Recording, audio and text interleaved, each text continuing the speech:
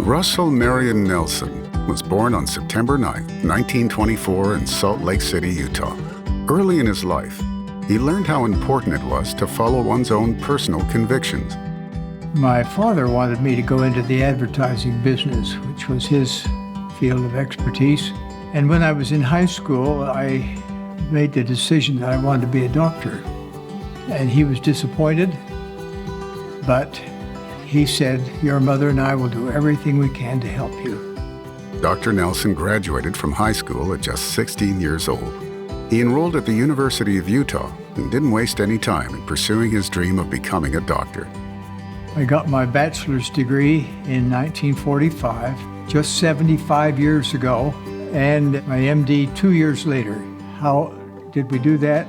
Well, I had to double up on the course load and no summer vacations, just go straight through, doing a double curriculum. Even with his intense course load, Dr. Nelson, who was blessed with perfect pitch, found time to perform in a few campus musicals. Gail Plummer was then head of the University Theater. I had been in a freshman play. Gail Plummer came around and said, "I want you to be in the musical that we're putting on the campus." I said, "Gail, I can't do it. I'm a pre-med student and I'm going to study." So he wouldn't take no for an answer.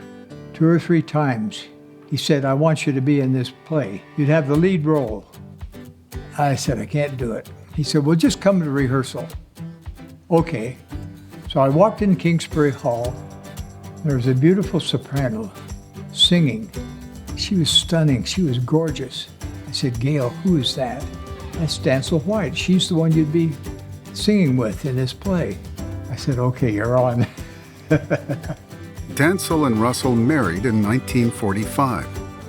After finishing medical school at the U, Dr. Nelson went to the University of Minnesota for his residency. While there, he was a member of the team that developed the heart-lung machine. This new medical tool circulated and oxygenated blood, allowing complicated heart surgeries to be performed for the first time. A few years later, Dr. Nelson returned to Utah. I was now a faculty member at the University of Utah. I'd been working in the laboratory to try to create our own heart-lung machine and make it work. Well, then I went to the patient and I said, "We need to partition the heart so it'll function normally. This would be the first time it's been done here in the state of Utah, or I could send you to my colleagues in Minnesota." "Oh," she says, "you do it."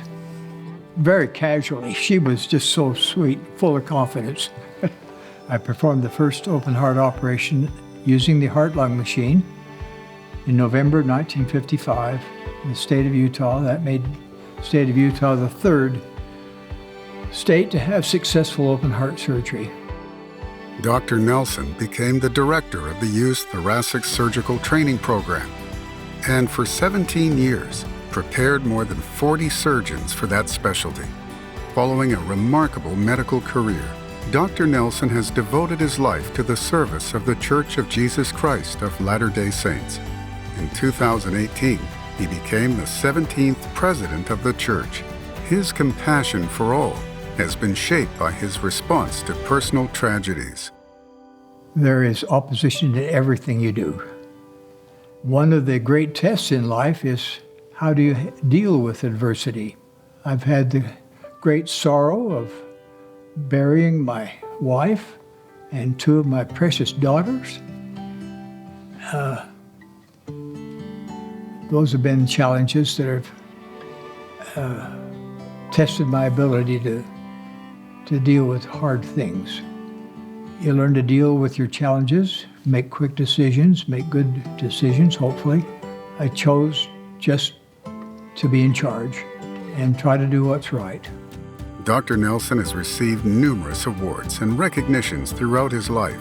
Some of his most cherished are from right here at the University of Utah, like the Distinguished Alumni Award, and in 2018, a Presidential Endowed Chair in Cardiothoracic Surgery was created in honor of Dr. Nelson and Dantzel W. Nelson. But his greatest desire is to help and encourage people along life's path. No matter what your field of endeavor, it's well to excel. So do your work well, do it as well as anyone else can, and then it all equalizes out. Some people like to do one thing, some people like to do another, and isn't it a good thing we're all different? Spoken from the heart, from a man who knows a thing or two about it.